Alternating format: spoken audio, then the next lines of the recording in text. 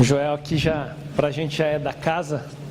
Talvez metade da igreja não conheça, mas os jovens conhecem. Ele já foi preletor dos nossos acampamentos de jovens, né?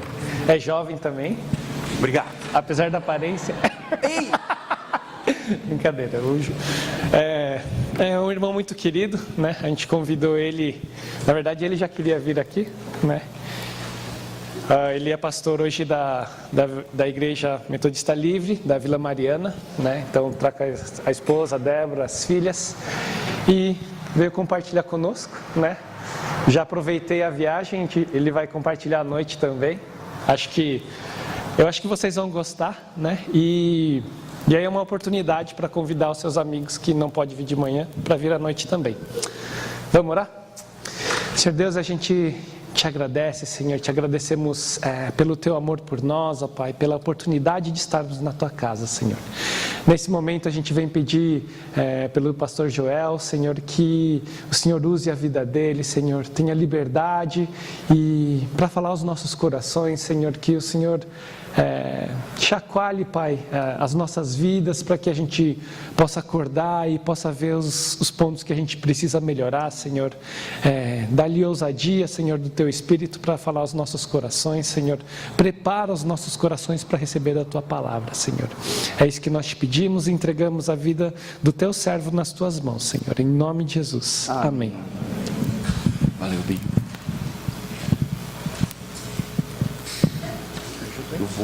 Você pode programar, por favor, aqui. Vou tocar uma música, tá bom?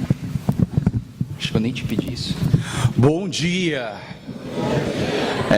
Prazer, meu nome é Joel e eu vou apresentar uma música para vocês. Vou contar um pouquinho da minha vida, mas assim, eu gosto muito de tocar instrumento, né? Desde pequenininho que eu toco instrumentos.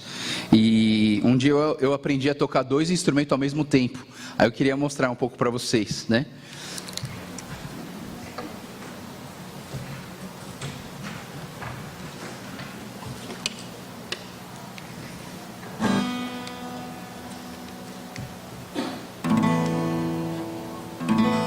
Tá aberto o som?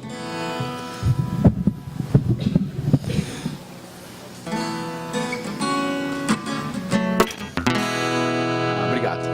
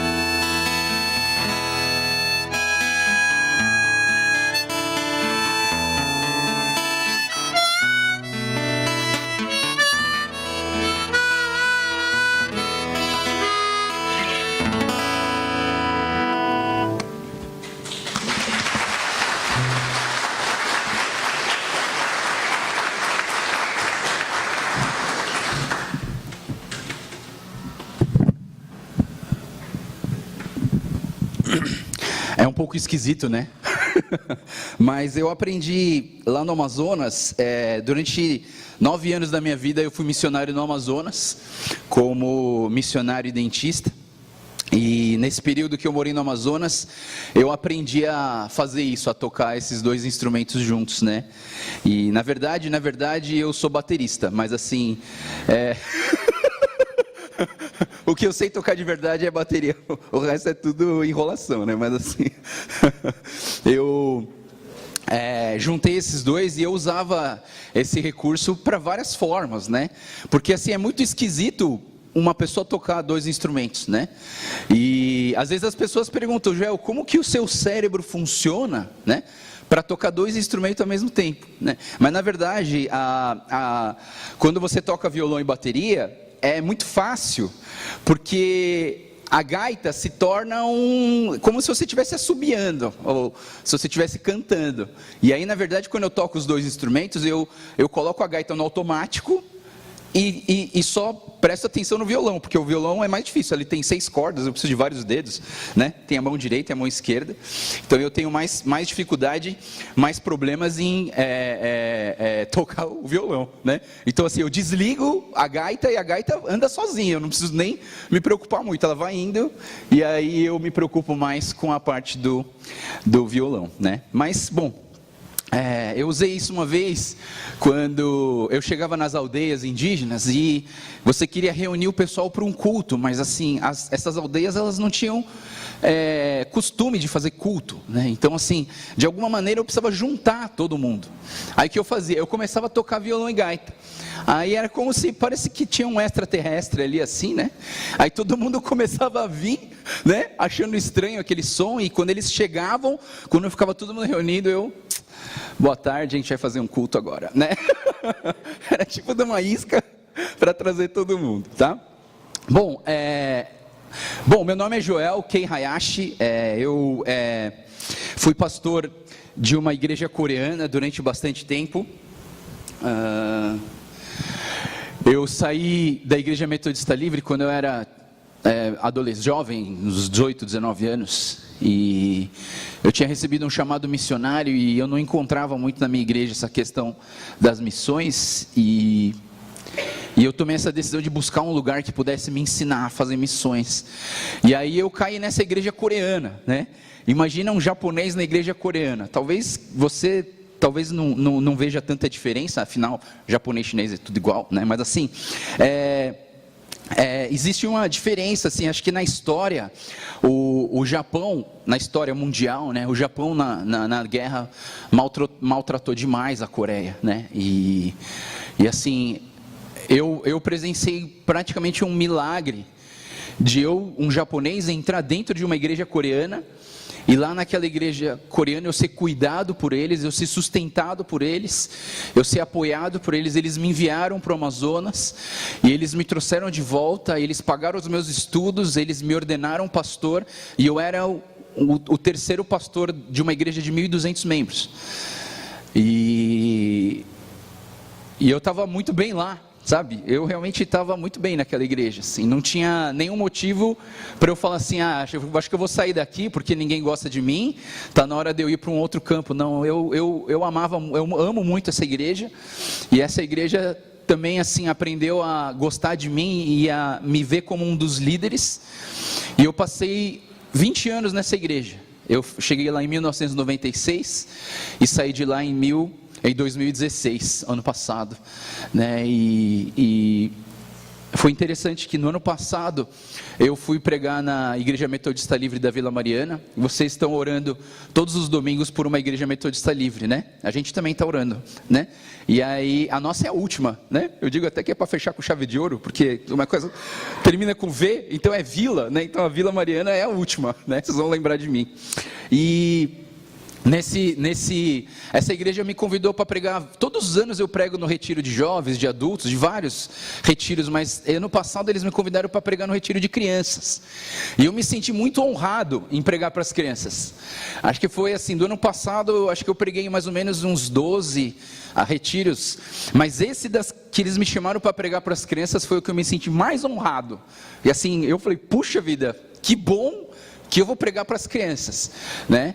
E aí eu fui lá e naquele retiro, os líderes vieram falar comigo: Joel, eu sei que parece meio esquisito, mas assim, a gente queria te convidar para ser o pastor da Metodista da Vila. Eu falei assim, não é loucura não, né? Eu estava exatamente num ponto do meu ano, onde eu começo a repensar o que Deus quer para mim, para o ano que vem, para os próximos anos, e eu comecei a orar a Deus para Ele me dar uma direção, e nesse momento eles fizeram esse convite. E aí eu fui falar então com os pastores, o pastor titular e o segundo pastor da igreja, e eu fui falar com eles, e eu falei assim: olha, uma igreja está me convidando para ser pastor da igreja deles, é uma igreja bem pequena, né? Principalmente comparado com a nossa, que tem 1.200 membros, eu falei assim, eu estou sentindo no coração que é ir para lá. E os dois pastores falaram assim: Joel, nunca pensei em não estar com você aqui no ministério. Eu vou ficar muito triste, mas eu também estou sentindo que isso é de Deus. E os dois pastores confirmaram comigo que era de Deus eu ir para lá, para a igreja da Vila, e aí começou então uma série de decisões para eu mudar de ministério. E aí a partir de janeiro desse ano eu comecei então a estar junto com o pastor Daniel Nishimura, e aí eu estou ajudando a pastorear essa igreja metodista da Vila Mariana, né? Então assim, é uma alegria muito grande de estar servindo ao Senhor e de estar, de certa maneira, voltando para casa, né? Porque eu nasci, cresci na Igreja Metodista Livre até meus 20 e poucos anos, então assim, eu cresci aqui, o meu avô participou, sei lá, um pouquinho da fundação da Igreja Metodista Livre no Brasil, né? O reverendo Hayashi, assim, eu tive uma história aqui na Metodista Livre, e quando eu voltei eu pensei assim, até falei, né? Eu fui falar com o Daniel Abi, que é o superintendente da Metodista Livre, falei: pastor Daniel, Deus está me direcionando para eu voltar para a Metodista, né? E nessa conversa eu falei assim: eu estou parecendo o filho pródigo, né? Aquele que vai sair de casa, gasta tudo que tem e volta sem nada.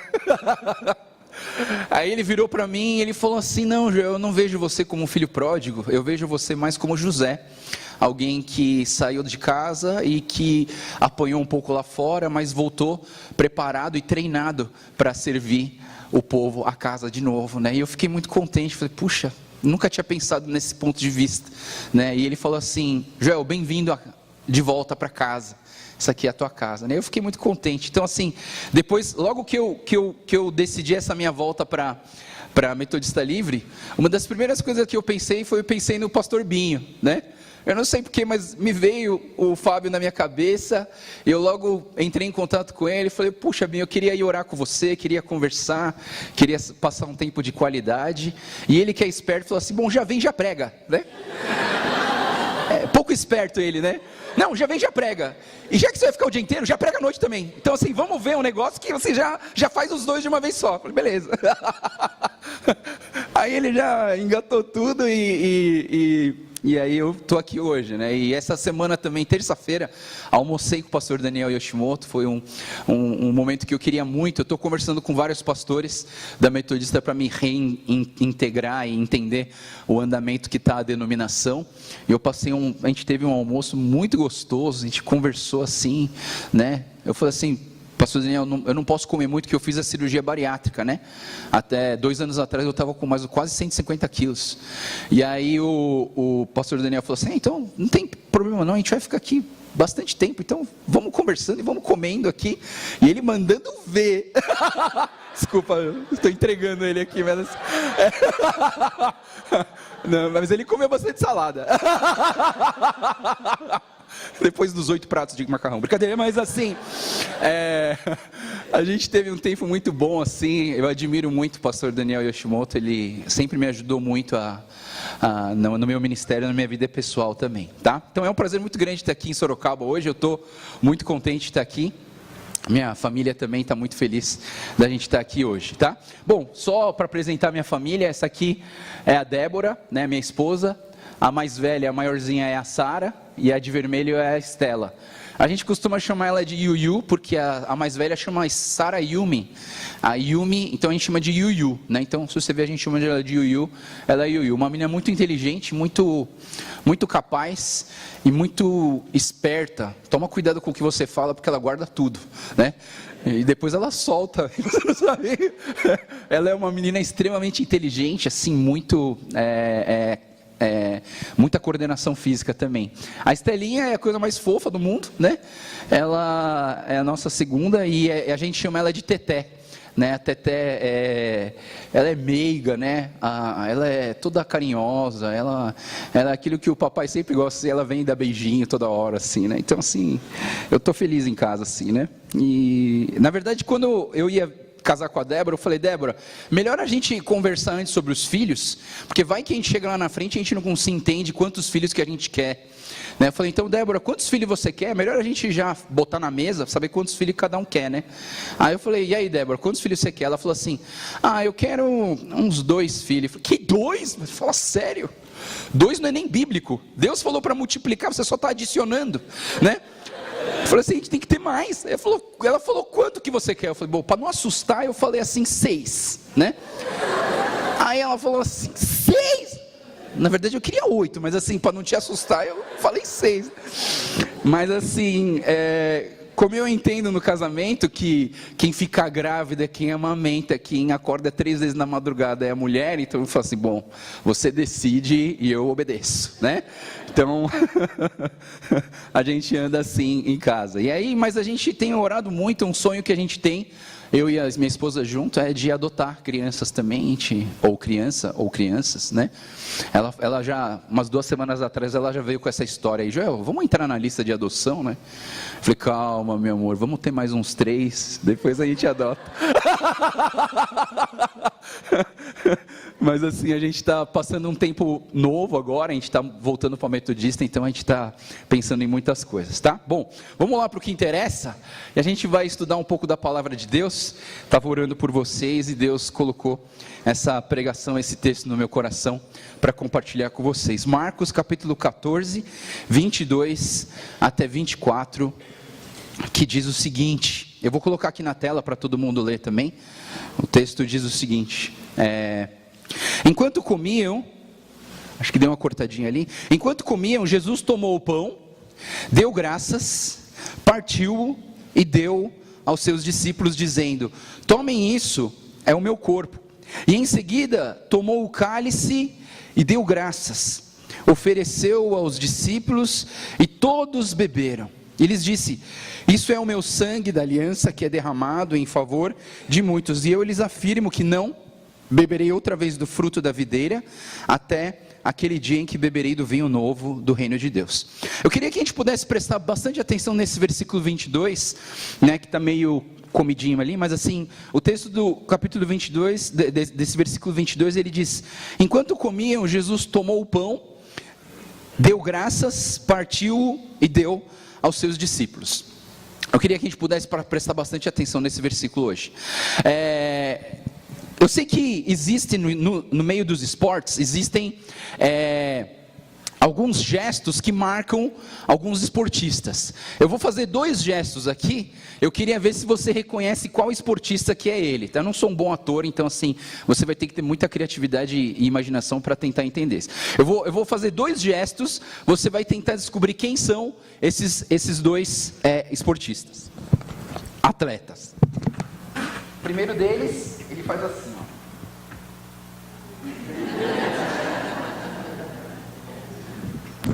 Quando você vê essa posição, você lembra do Usain Bolt, né? Então assim, é um gesto característico. Quando você vê um cara fazendo assim, ele está falando de quem? Do Usain Bolt. Agora eu vou fazer o segundo atleta. Eu não sei assim que se todo mundo joga esse esporte, mas assim, tá tendo 2 campeonatos famosos, um em seguida do outro. Talvez você saiba quem é.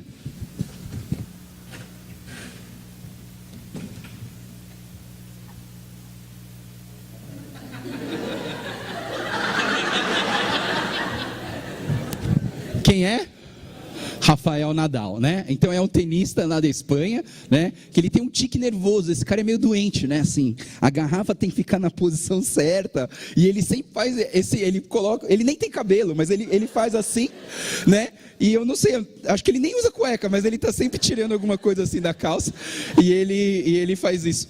Então assim, existem alguns gestos, né, que definem a pessoa, que quando você vê esse gesto, você fala, é tal pessoa, né? Se você vê aquela posição do Usain Bolt, você fala, aquele é o Usain Bolt. E se você vê alguém fazendo esse gesto assim do cabelo e tal, é o Rafael Nadal, né? Eu queria usar esse recurso para que a gente pudesse pensar em algo bem importante dentro da Bíblia, dentro do reino de Deus, e para você como igreja, para que você possa entender a vida, o resumo da vida e as fases da vida de Jesus, porque a gente entendendo as fases da vida de Jesus, a gente vai entender as fases da nossa vida espiritual e até as fases da nossa igreja. Nós como igreja, nós precisamos prestar atenção nessas características, nesses gestos que identificam a pessoa de Jesus em nós e em nós como igreja.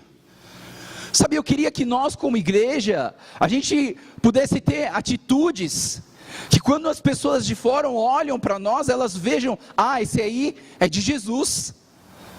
Essas marcas que mostram para a gente que nós somos seguidores de Cristo, que nós precisamos andar com esse Jesus Cristo. Então Jesus, ele tomou o pão, ele deu graças, ele partiu e deu aos seus discípulos. Esse verso, eu queria que você pudesse entender, existem 4 verbos aqui. Ele tomou o pão, ele deu graças pelo pão, ele quebrou o pão e ele distribuiu o pão para os seus discípulos. Eu queria que a gente pudesse olhar para esses 4 verbos e a gente pudesse ver as características de Jesus. Dentro da Bíblia você vai ver que isso aqui, o que eu estou falando, talvez para você pareça assim, o Joel pegou um versículo e está viajando em cima de um versículo só. Eu queria mostrar para você que eu não estou viajando dentro de um versículo só, que isso é algo que aconteceu várias vezes e que talvez esse seja um gesto que mostre a figura de Jesus Cristo enquanto ele esteve aqui na terra. Primeira multiplicação dos pães e dos peixes. Jesus estava pregando para aquele povo, aquela multidão que queria ouvir o reino de Deus, e aí as pessoas estavam com fome, as pessoas começaram a ficar com fome, e Jesus falou, pessoal, a gente tem que dar comida para eles. E aí os discípulos falaram, Jesus, dá uma olhada no tamanho do povo, não tem motiori que resolva essa bagaça, né? Não tem padaria suficiente para alimentar todo mundo isso. Mas aí Jesus pergunta, mas o que vocês têm? E aí um menininho traz ali, e o texto diz assim, tomando 5 pães e 2 peixes, olhando para o céu, deu graças, partiu os pães, e em seguida entregou-os aos seus discípulos para que os servissem ao povo, e também dividiu 2 peixes entre todos eles. Todos comeram, ficaram satisfeitos, e os discípulos recolheram 12 cestos cheios de pedaços de pão e de peixe, como diz em Marcos capítulo 6. Agora em Marcos capítulo 8 tem a segunda multiplicação. Em Marcos capítulo 8, versículos 5 e 6, Jesus pergunta, quantos pães vocês têm? Aí eles respondem, nós temos só 7 pães, Jesus. E ele ordenou à multidão que se assentasse no chão, e depois de tomar os 7 pães, dar graças, partiu-os e entregou aos seus discípulos para que os servissem à multidão, e eles assim o fizeram. Durante 3 vezes a gente já está vendo a mesma ação, o mesmo gesto. Toda vez que o Usain Bolt ganha uma corrida, ele faz aquela pose. É algo que quando você vê aquele gesto, você vê quem é aquela pessoa. Mas a coisa não termina por aí. Quando Jesus é pego e é crucificado, ele é crucificado e ele morre numa cruz por nós, ele derrama o sangue dele, ele se sacrifica por nós, ele paga, ele redime, ele lava os nossos pecados com o sangue dele. E aí, a promessa dele é que ele ia ressuscitar. Mas no meio, diante dessa morte terrível do Mestre, de Jesus Cristo, os discípulos eles entram num período de uma certa depressão, uma certa tristeza profunda. E ali diz um texto que fala do caminho de Emaús, e ali no caminho de Emaús, existe uma conversa. Jesus começa a falar com os discípulos, e os discípulos estão muito tristes, mas aí, nessa conversa, a noite começa a cair, e aí o texto diz assim: mas eles insistiram muito a ele. Jesus tinha falado: eu vou embora para casa, e ele não, eles insistiram muito com Jesus, e falou: fique conosco, pois a noite já vem, o dia já está quase findando. Então ele entrou para ficar com eles, e quando estava à mesa com eles, lá dentro, quando estava à mesa com eles, tomou o pão, deu graças, partiu e deu a eles. E diz o texto: então os olhos deles foram abertos e o reconheceram, e ele desapareceu da vista deles. Veja bem, depois que Jesus fez esse gesto, ele tomou o pão, ele deu graças, ele quebrou o pão e ele partiu o pão entre as pessoas. As pessoas olharam para aquilo ali e falaram: esse é Jesus. Eu queria que a gente pudesse olhar para esses verbos, que a gente pudesse olhar para as características. Isso aqui é o resumo da vida de Jesus. Jesus foi, assim, cada um desses verbos explica a vinda de Jesus, o porquê que Jesus veio, como que Jesus veio. Eu queria que você pudesse se identificar com esses verbos, que você pudesse se identificar com essas ações de Jesus, para que você também tenha uma vida parecida com a de Jesus. Então, quando a gente olha esse texto, a gente vê que Jesus tomou o pão, deu graças pelo pão, ele quebrou o pão e ele distribuiu o pão. Eu queria que a gente pudesse, através desses 4 verbos, a gente pudesse olhar para a nossa vida e olhar para nós como igreja e tentar refletir através desse gesto, para que todas as pessoas lá fora que ainda não conhecem o Senhor Jesus, elas olhem para você e falem assim: esse é Jesus. Vamos lá. Diz o primeiro verbo, então, Jesus tomou o pão. E a primeira coisa que eu queria que a gente pudesse entender dentro da vida de Jesus é que Jesus, ele foi escolhido por Deus para ser enviado aqui na terra, para morrer por nós e para fazer uma religação. A palavra religião significa religar, religião, a religação de nós com Deus. Por quê? Porque esse contato, esse relacionamento com Deus foi quebrado através do pecado nas nossas vidas, né? Nós precisamos falar de pecado. Nós, como igreja de Jesus Cristo, nós precisamos falar de pecado. Nós precisamos falar de que nós temos esse pecado em nós e que nós precisamos resolver isso, porque o pecado, ele nos afasta de Deus. Que existia um abismo entre nós e Deus. Algo precisava ser feito para haver a religação, a reconexão. A rede Wi-Fi caiu, a gente precisa de algum jeito reconectar o nosso Wi-Fi com Deus, para a gente conectar de novo, para a gente estar junto de Deus de novo. E aí então, houve essa ideia: pô, Jesus, vai lá embaixo e dá um jeito nisso aí, né? Eu não sei, se eu fosse o filho que Deus tivesse escolhido, né? Ou pega o Espírito Santo, né? Tipo, ele é maior, tá? Ele se espalha melhor. Né? Quando a gente pede uma coisa para um filho, às vezes eu falo isso, eu peço para uma filha: você pode fazer isso? Ela, Tetê! Né? Então assim, não, eu pedi para você, né? Tetê! Às vezes tem um negócio desse, mas não, na hora Jesus, ele entendeu que ele é escolhido, e eu queria dizer para você que você também é uma pessoa muito amada por Deus. Deus escolheu você a dedo. Deus sabia que você ia estar aqui hoje. Deus conhece você, ele escolheu você para estar aqui hoje. Se você pertence ao reino de Deus, se você pertence à família de Deus, se você pertence à Igreja Metodista Livre de Sorocaba, você foi escolhido por Deus, você é muito amada, muito amado. Deus te conhecia antes mesmo de você nascer. Ele já tinha projetado a sua vida. Ele já sabia dos seus defeitos, das suas virtudes, e ele escolheu você. Nós somos escolhidos por Deus.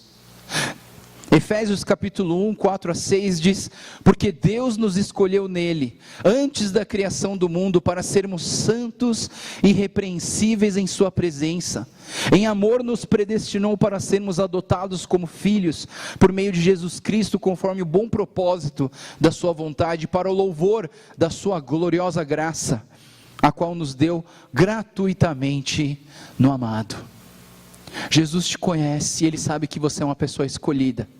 E quando você entende que você é uma pessoa escolhida, que você é uma pessoa amada, é interessante, né, que quando isso te completa. Nenhuma pessoa é completa se ela não se sente amada pelas pessoas, pela sua família.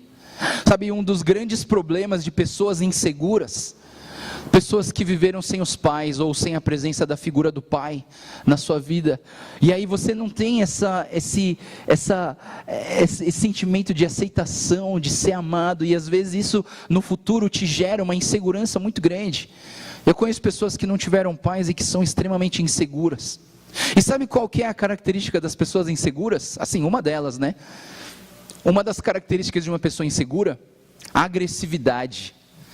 A pessoa insegura, ela é muito agressiva, porque como ela tem muita insegurança, então ela explode em agressividade. Você vê a pessoa dirigindo, ela é meio agressiva, falando com as pessoas, ela é meio agressiva, sabe, às vezes a nossa insegurança gera isso. Mas quando você é amado, quando você se sente amado, você não precisa ser agressivo. Sabe, a gente tem um problema muito grande na nossa igreja, nas igrejas, porque às vezes a gente não se sente amado e a gente quer sentir amado. E a gente acha que o pastor tem que amar a gente. Eu tenho certeza que o pastor de vocês ama vocês. Mas a gente não consegue, somos poucos para amar tantas pessoas. E às vezes você não se sente amado pelo pastor, e às vezes você se sente meio incompleto dentro dessa igreja, e aí você fica reclamando, aí você fala, acho que eu vou para uma outra igreja, porque lá na outra igreja tem um pastor que vai me amar mais. Mas aí você vai bater com a cara na parede de novo, porque se sua igreja crescer, vai voltar para estaca zero. Nós precisamos encontrar esse amor e essa aceitação que Deus tem por nós. Ele precisa satisfazer o baldinho de necessidade, de carência, de amor, que vem de Deus, e Deus vai preencher isso em nós. E quando a gente entender que nós somos amados, a gente não vai ficar muito preocupado em julgar os outros, porque eles também são amados, e cada um tem as suas características. Sabe, eu gosto muito da frase de que Deus escolheu a gente antes mesmo da gente escolher Ele. Tem um pregador chamado Charles Spurgeon, que ele diz o seguinte: eu creio na doutrina da eleição, porque tenho absoluta certeza que se Deus não me escolhesse, eu jamais o escolheria. Tenho certeza que Ele me escolheu antes de eu nascer, ou do contrário, nunca me escolheria depois disso. Deus nunca me escolheria por causa do pecado, na verdade. Todas as coisas erradas que eu fiz na minha vida, se Ele me escolhesse depois, Ele falou, eu não vou escolher não. Sabe quando você quer escolher uma comida, né? Você olha o defeito e fala assim, não quero esse não. Se você pudesse ver o seu cachorro, sabe aquele cachorro briguento, que só faz arte? Se você soubesse que ele era assim, você não tinha escolhido ele. Agora, ele é fofinho, né, bonitinho, assim, bonitinho, o filhotinho, a gente pega o filhotinho assim, né, que bonitinho, você não sabe o que vem depois. Por isso que você escolheu ele. Aí tem gente, eu fico triste, mas existem pessoas que falam, desiste do cachorro, não, esse aqui não dá não. Vou devolver para a loja, vou dar para alguém, vou vender. Mas assim, Deus, os nossos filhos a gente não pode vender, não é verdade? Se você tem um filho e ele está dando problema, você fala, vou devolver, Deus. Volta aí que esse aqui veio com defeito. Não pode, né? Por isso que eu acredito que Deus nos escolheu antes mesmo de nós nascermos. E você é um escolhido de Deus, você é uma escolhida de Deus.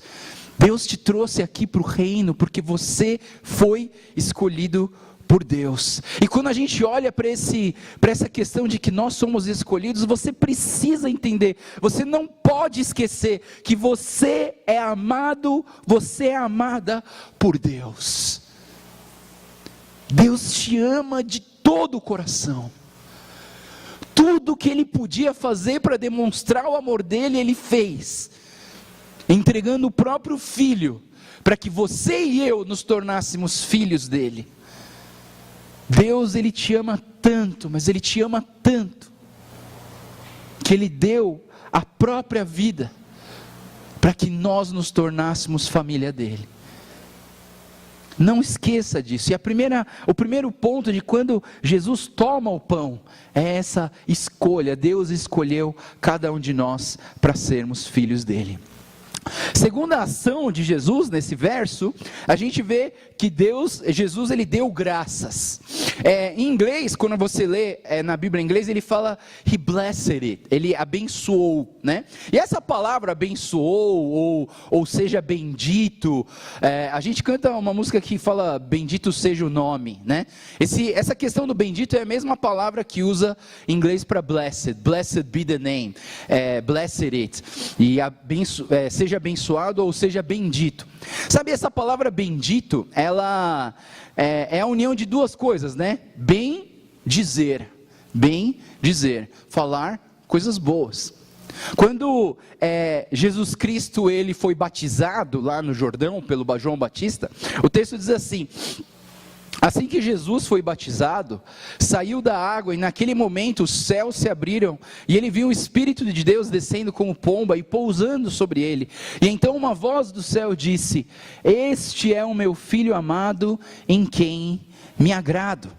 É muito interessante porque isso é o blessed it. Deus ele pega Jesus Cristo, Jesus foi batizado, é o início do ministério de Jesus, e Deus pega o filho dele e fala assim: esse aqui é o meu filho amado.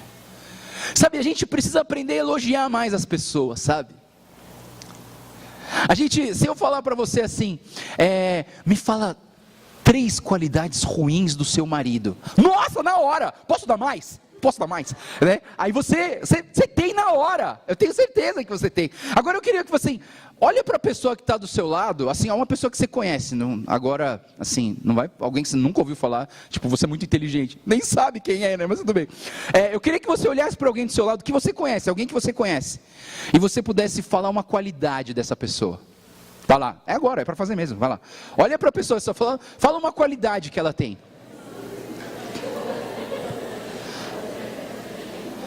Olha para a pessoa que está do seu lado e fala uma qualidade para ela. Você é muito bonita, você é muito inteligente. Não mente, né?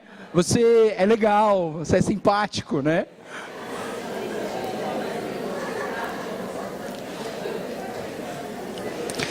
Tá bom, chega. Sabe, é interessante que daqui da frente, eu vejo que vocês estão mais felizes agora. É engraçado, né? Tipo assim, você só fez um exercício bobo de falar uma coisa boa para o pessoal do lado. Tipo, eu gosto muito de você é muito, muito prático, você faz muito bem as coisas. Só de você fazer isso, dá para ver que vocês estão mais felizes. É interessante isso, sabe? A gente entende que nós somos abençoados, ou Deus ele quer nos abençoar quando Ele fala coisas boas para nós. E nesse momento Jesus ele está falando, Deus está falando para Jesus: você é o meu filho amado. Eu tenho um amigo que ele tem um filho, e ele sempre pega esse filho e fala assim: filho, você é meu filho, é o meu filho. E aí um dia o Felipe, o menininho, ele ficou doente, e ele foi para o hospital e ele estava com suspeita de meningite. E ele precisava fazer aquela punção na coluna vertebral para puxar o líquor para ver se estava com meningite mesmo. É um exame terrível, assim. Nem os pais podem segurar o filho, porque se mexer alguma coisa pode dar um problemão. Então, uma enfermeira grande assim, sei lá, um enfermeiro gigante vem para segurar a criança para não mexer mesmo, né? E aí o menino estava com muito medo. E aí o pai dele falou assim: Felipe, você é o meu filho. Você é o meu filho, você consegue. E aí depois que ele falou isso, o menino falou: tá bom, pai, eu vou. E ele foi lá e fez. Sabe, vou contar uma outra história para vocês entenderem a questão de abençoar uns aos outros. Tem um autor de livros que eu gosto muito, chama Henry Nouwen. Henry Nouwen é um pastor que decidiu cuidar, assim, é um escritor fantástico, ele escreveu livros fantásticos, mas assim, Henry Nouwen é um pastor extremamente capaz, extremamente estudado, e que ele decidiu cuidar de pessoas com deficiências mentais.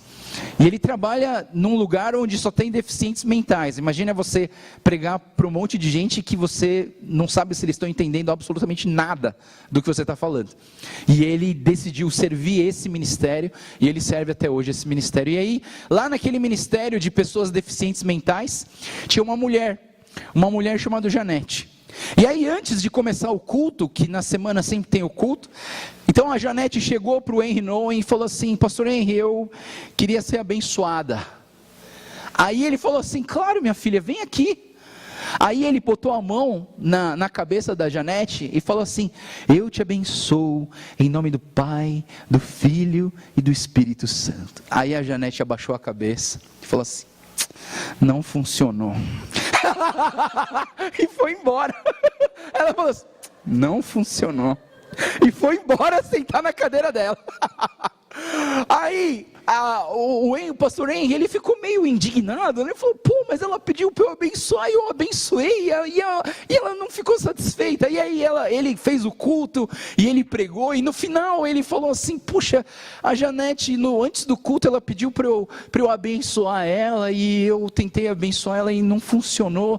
E ele foi chegando cada vez mais perto da Janete, ele ia chegando mais perto. Aí chegou uma hora que ele abraçou a Janete assim, a Janete encostou a cabeça dela no peito do pastor Henry, e ele começou a falar: Janete, você é uma mulher muito bonita, você é muito amada, todos nós aqui te amamos muito, você é muito preciosa, Deus te fez de uma forma sobrenatural e especial, eu te amo muito, Jesus Cristo te ama muito, que deu a vida dele por você, para que você hoje pudesse encontrar com esse Jesus.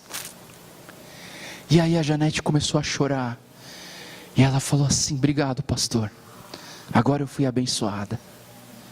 E depois que ela foi abençoada, o outro lá no fundo: eu também quero. Aí ele teve que ir lá e abraçou, e todo mundo começou a levantar a mão, e aí todo mundo queria receber a bênção. E no final o Henry demorou 3 horas, porque ele teve que abraçar um por um. Espero que eu não faça isso hoje, mas assim, sabe como é precioso quando pessoas olham para você e dizem coisas boas para você. Sabe, esse é um dos fundamentos da bênção nas nossas vidas. Deus quer te abençoar como? Dizendo que você é precioso, que você é preciosa para Ele. E sabe, você precisa fazer isso com as pessoas da tua casa.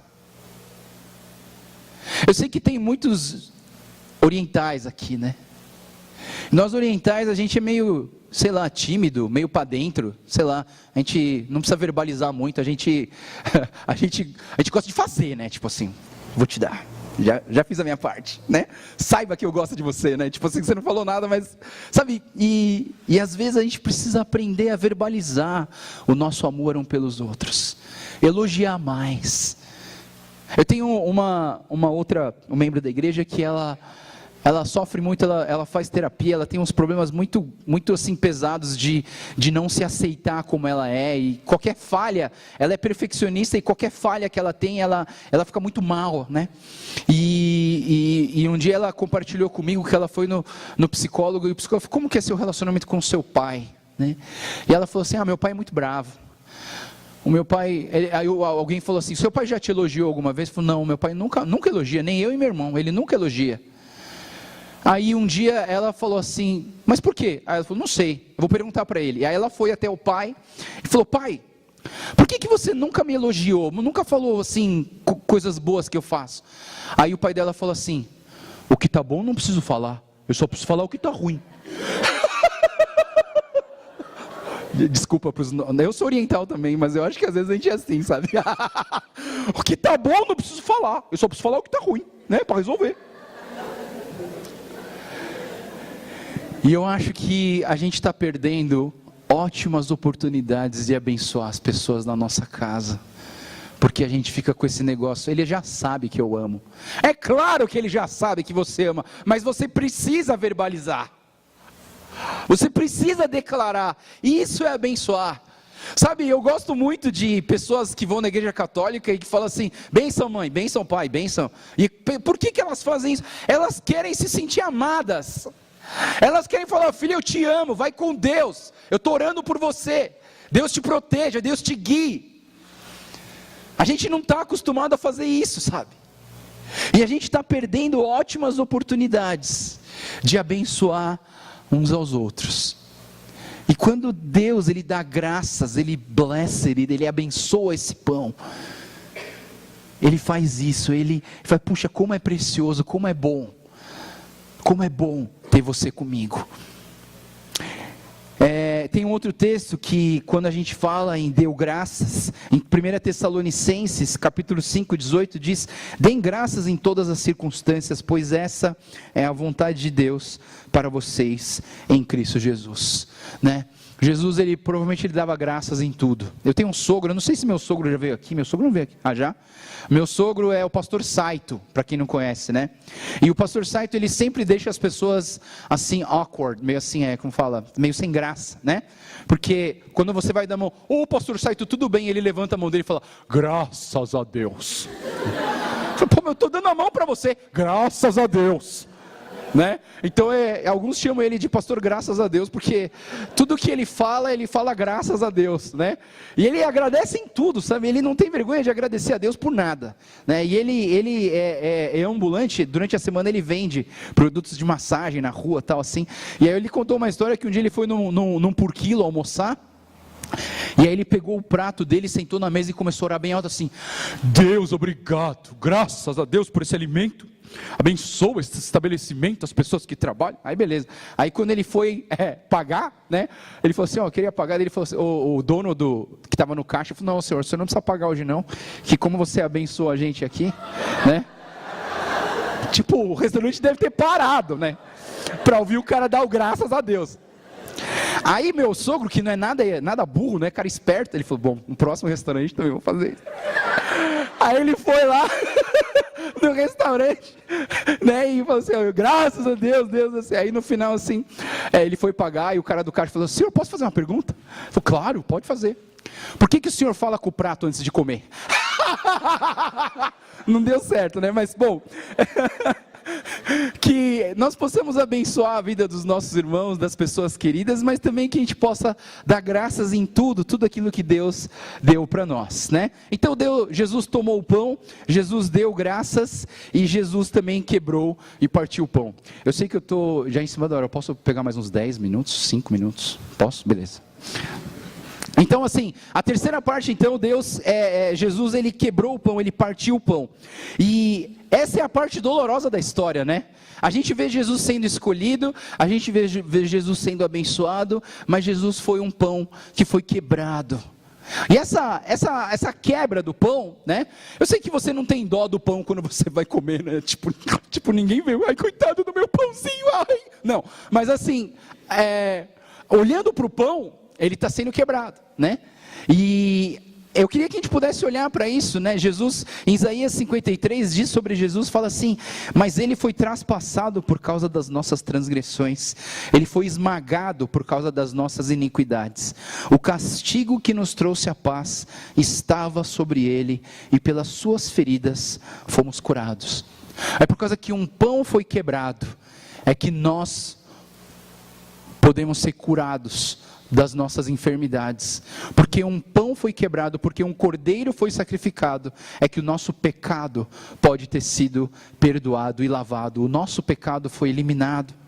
Mas sabe, esse quebrar, vou chamar isso de quebrantamento, a gente precisa pensar um pouco nessa questão do quebrantamento. Sempre que a gente fala em quebrantamento, em sofrimento, na maioria das vezes os nossos sofrimentos mais profundos, eles não vêm de coisas físicas, tipo bati o carro e perdi o carro e estou quebrantado, não está. Eu perdi a minha carteira, é ruim, mas assim, você não sofre por causa disso, você não fica ferido espiritualmente por causa que você perdeu a sua carteira. Geralmente os nossos sofrimentos e as nossas dores têm a ver com os nossos relacionamentos. Os problemas relacionais são aqueles que mais ferem o nosso coração. Sabe, as pessoas que por que você briga com as pessoas que você mais ama? Essas brigas doem lá dentro do nosso coração. Sabe, eu não sei, alguns aqui estão brigados com o irmão, estão brigados com mãe, com filho. E quando você lembra disso, dói no teu coração, na verdade. Sabe, a gente precisa entender um pouquinho assim, que esse quebrantamento faz parte das nossas vidas. Às vezes a gente tenta levar uma vida cristã com um pensamento muito positivista, sabe? Eu vou entrar em Jesus, vai dar tudo certo. É claro que a gente quer que dê certo, mas não tem como você falhar ou como dar errado as coisas. Salmo 23 diz assim: o Senhor é meu pastor e nada me faltará. Ele me fará andar pelos pastos verdejantes e me levará às águas tranquilas. Puxa, como é bom. Como seria bom se o Salmo acabasse aqui?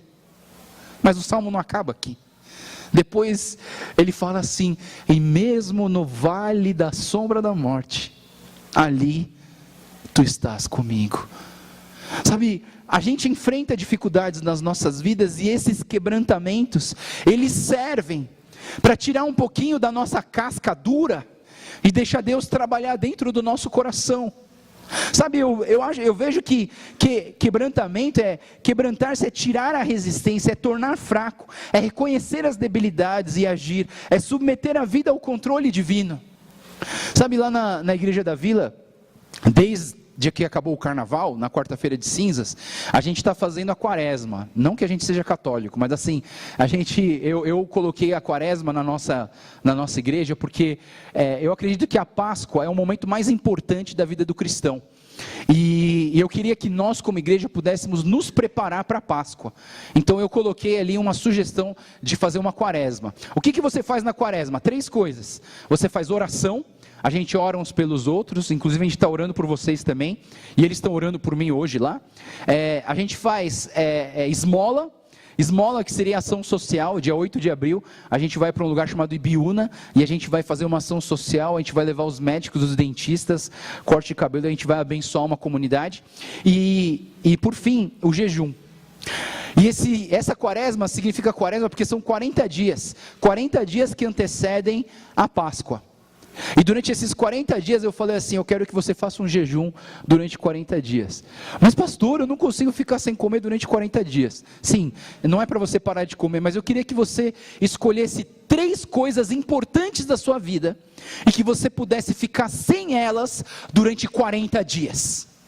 Você pudesse escolher eu falei 3 coisas não, uma coisa só, importante na sua vida, que você pudesse deixar de fazer isso. Por exemplo, tem gente lá fazendo jejum de doces, né? Principalmente para as meninas, assim, tirar o doce é uma coisa terrível, né?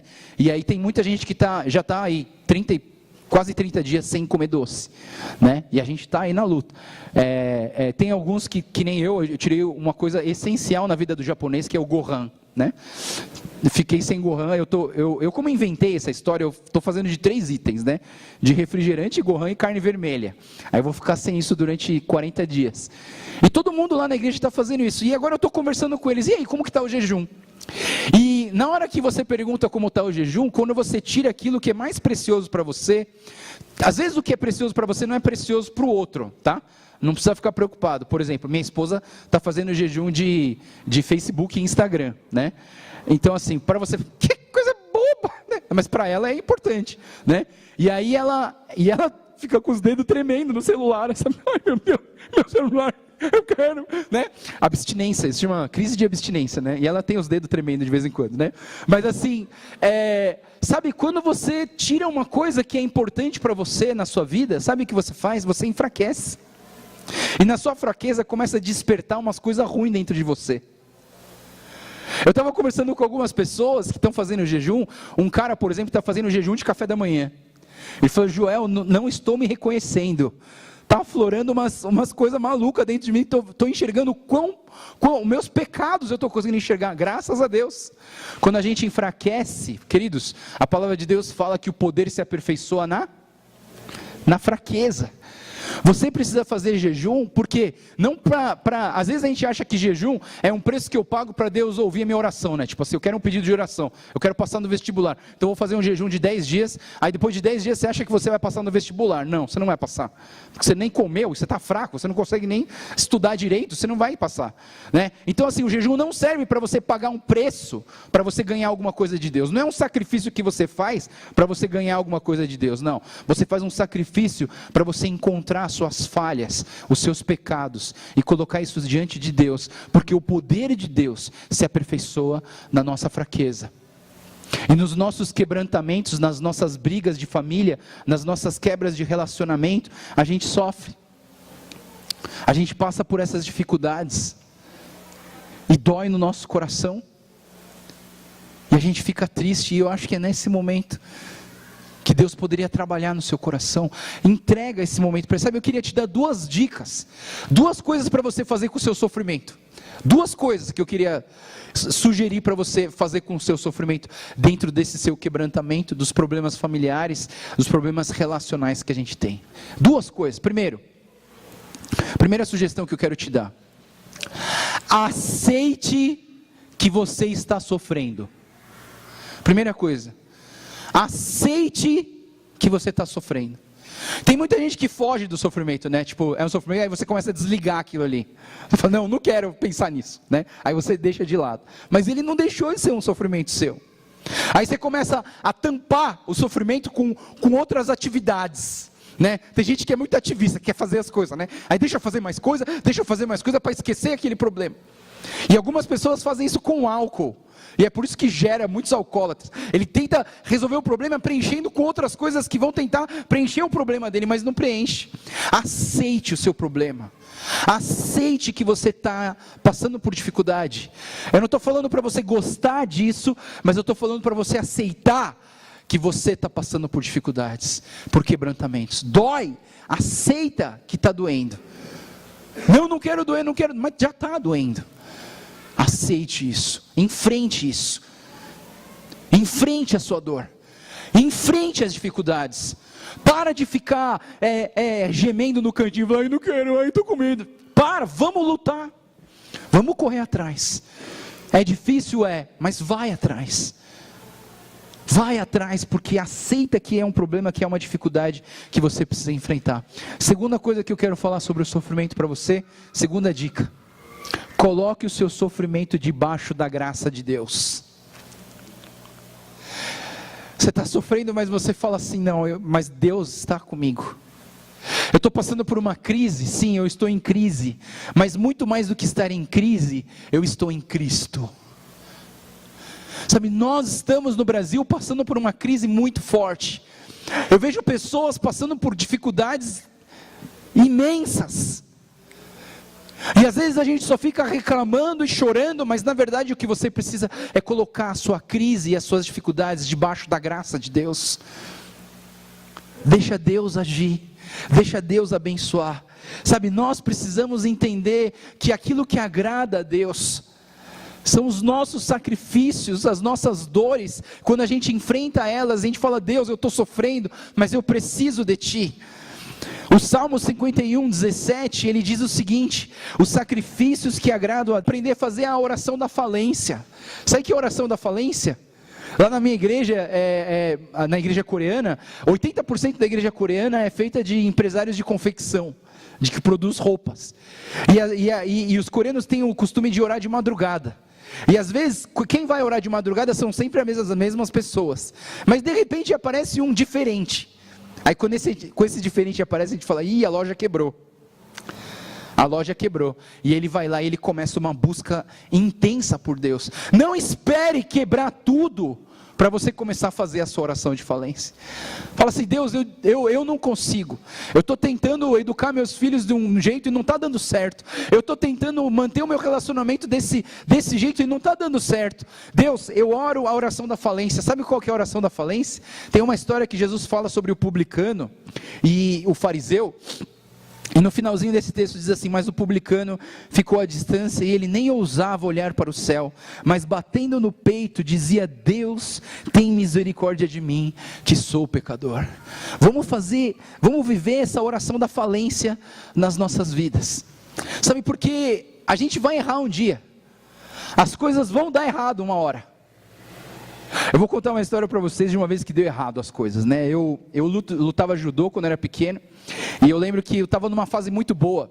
Quando você luta judô, não sei se alguém luta aqui, mas quando você luta judô, para você chegar nos campeonatos grandes, você precisa passar pelos campeonatos pequenos. Você luta metropolitano, depois o paulistano, depois o paulista, depois assim por diante. E eu já tinha passado o terceiro campeonato e eu estava assim super feliz, andando muito bem. Só que eu tinha tinha caído numa categoria que era peso pesado, que era assim, de 90 quilos para cima. E eu tinha 92. Então assim, eu era o menorzinho de todos. Aí quando eu fui lutar, na minha primeira luta, eu fui lutar com um cara chamado Fábio, lá de Marília. E o cara tinha 150 quilos. Eu tinha 92. Imagina, eram 60 quilos de diferença. Aí eu só de olhar para o lado assim, eu falava, morri, né? Eu falei assim, aí o meu sensei, o meu professor, ele estava sentado na mesa de juízes.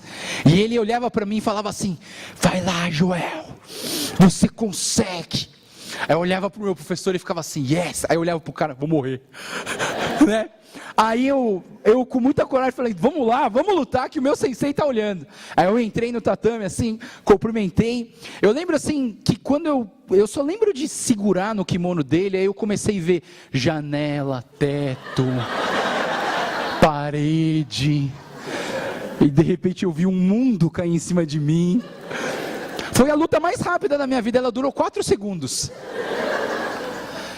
E aí eu lembro que, a luta durou 4 segundos, o cara me pegou e me enfiou no chão, e jogou o corpo dele em cima. Aí eu lembro que eu levantando assim, catando os cacos da minha vergonha, assim, sabe? Aí eu levantei, cumprimentei, eu falei, nem vou olhar pro meu professor, né? Cumprimentei assim, quando eu estava saindo do tatame, a gente cumprimenta de novo. E aí eu olhei pro meu professor, e meu professor estava assim, é isso aí, Joel! Aí ele fazia assim, olha pra lá. Eu falei, que isso, mano? Olha pra lá. E assim, lá atrás do lugar de campeonato, tinha um cartaz bem grande. E ali naquele cartaz dizia assim, campeão não é aquele que nunca perdeu, é aquele que caiu e soube levantar. Eu queria dizer para você que na nossa vida a gente vai cair algumas vezes. Algumas vezes a gente vai falhar. Mas não tenha medo de levantar, porque esse quebrantamento e essa dificuldade que a gente tem é para a gente aprender a ficar mais forte. E muitas vezes vem essas dificuldades, é inevitável, mas aprenda a levantar e a lutar de novo. Deus vai te abençoar. E para terminar, eu sei que eu estou tomando muito tempo aqui, desculpa, mas assim, é a última parte onde, por que Jesus existe? Jesus, quando ele estava aqui na terra, ele era um só, ele era finito. Se Jesus estava aqui na igreja da Metodista de Sorocaba, ele não podia estar na vila. Por quê? Porque ele era finito, ele era uma pessoa física. Mas ele não podia ser assim. Para que a igreja surgisse, todas as igrejas precisam ter o mesmo Deus presente lá dentro. E aí a presença, é o Espírito Santo de Deus. Jesus prometeu, ele falou assim, convém que eu vá, para que o Espírito Santo venha, para que todas as igrejas possam ter o mesmo Deus ao mesmo tempo. E assim, esse foi o grande propósito dele ser quebrado, porque quando ele foi quebrado, ele foi distribuído. Se só tivesse um pão, só uma pessoa ia comer, mas como ele quebrou o pão, e ele distribuiu isso, e ele começou a enviar as pessoas.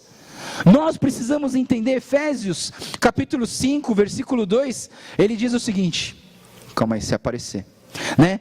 Vivam em amor como também Cristo nos amou e se entregou por nós, como oferta de sacrifício e aroma agradável a Deus. Uma característica de uma igreja de Jesus, uma característica de pessoas que andam com Jesus, são pessoas que amam o próximo. Ame o Senhor seu Deus de todo o seu coração, ame o seu próximo como você ama a ti mesmo. A característica de nós cristãos deveria ser amar o próximo como nós amamos a nós mesmos. Mas muitas vezes nós só amamos aqueles que nos amam. Nós só amamos aqueles que são da nossa igreja. Nós só amamos aqueles que são da nossa família. Mas não, nós precisamos mostrar isso, porque foi para isso que Jesus foi quebrado. Ele foi quebrado porque ele tinha essa característica altruísta. Altruísta não é uma palavra muito usada em português, mas eu gosto muito dela, aprendi isso em inglês. Fala unselfish, ele não era egoísta, queria abençoar o próximo. Sabe, você precisa entender que você não foi criado para ter sucesso, mas você foi criado para frutificar, para abençoar as pessoas ao seu redor. Nós como igreja, nós precisamos frutificar. Sabe, eu ouvi várias histórias da igreja de Sorocaba, das ações sociais que vocês fazem, da época de eleição, que vocês fizeram a consciência da política, que vocês vão na Festival do Japão, e vocês participam e abençoam e cuidam. É para isso que a igreja existe. Nós precisamos sair daqui e nós precisamos abençoar o nosso próximo. Nós fomos criados para frutificar. Queridos, Deus não criou você para você ser o melhor do mundo, mas Deus criou você para você frutificar, para você abençoar o teu próximo. Uma vez eu escutei essa frase, queria compartilhar com vocês. É possível saber quantas sementes tem dentro de uma fruta. Não é verdade, mesmo que a fruta seja uma melancia, dá para você contar todas as sementes, se você tiver um pouco de paciência, né? É possível saber quantas sementes tem em uma fruta, mas é impossível saber quantas frutas tem em uma semente. E Deus plantou essa semente no seu coração. Deus plantou a semente da palavra no seu coração. Deus quer que você frutifique. Deus quer que você dê o fruto do Espírito: amor, alegria, benignidade, bondade, domínio próprio. Deus quer que você manifeste os frutos do Espírito, daqueles que têm a característica de Jesus. E essa é o resumo da vida de Jesus, e esse é talvez o resumo da nossa vida e de nós como igreja. Jesus tomou o pão, deu graças, partiu e deu aos seus discípulos. Em outras palavras, você é escolhido, você é abençoado, você foi quebrantado, você está sendo quebrantado, mas nós precisamos ser enviados. Nós precisamos ser enviados para abençoar o nosso próximo. Nós precisamos ser enviados para abençoar e plantar outras igrejas. Nós precisamos ser enviados para que outras pessoas conheçam o Senhor Jesus. Nós precisamos ser enviados para que as pessoas vejam a luz de Cristo que brilha nos nossos corações como igreja. Vamos orar. Senhor Deus, muito obrigado, Pai. Obrigado pela Tua palavra que vem de encontro com o nosso coração. Obrigado porque o Senhor nos escolheu, obrigado porque o Senhor nos abençoou, obrigado porque o Senhor tem permitido que nós passemos por quebrantamentos nas nossas vidas, e através desse quebrantamento o Senhor tem aperfeiçoado o teu poder. E obrigado, Deus, e nos dá coragem para que possamos ser enviados por Ti, enviados como missionários para a nossa casa, como missionários para as nossas escolas, como missionários para os nossos trabalhos, em levar a Tua luz para abençoar o nosso próximo, para que eles possam Te conhecer e entregar o coração deles nas Tuas mãos. Obrigado, Deus, pela Tua igreja que é escolhida, abençoada, quebrantada e enviada. Nós queremos viver a Tua vida aqui na terra, Jesus. Nós queremos que os nossos gestos e as nossas ações reflitam que o Senhor é o nosso Deus e o nosso Senhor e a nossa razão de viver. Te louvamos e te agradecemos em nome do Senhor Jesus. Amém.